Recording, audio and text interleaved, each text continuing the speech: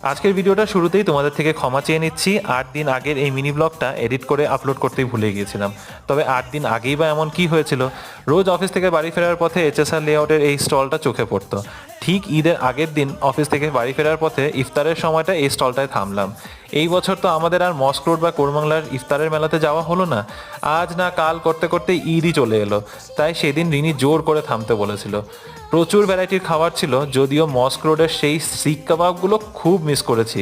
তবে এখানের আইটেমগুলো মন্দ ছিল না।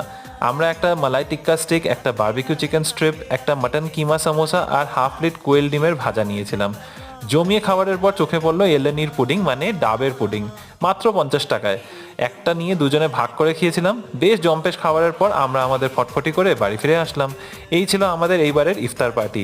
আগামী ভিডিওতে আবার দেখা হবে। এই মিনি ব্লগটা যদি ভালো লেগে থাকে লাইক করে দিও আর আমাদের চ্যানেলটা সাবস্ক্রাইব করো।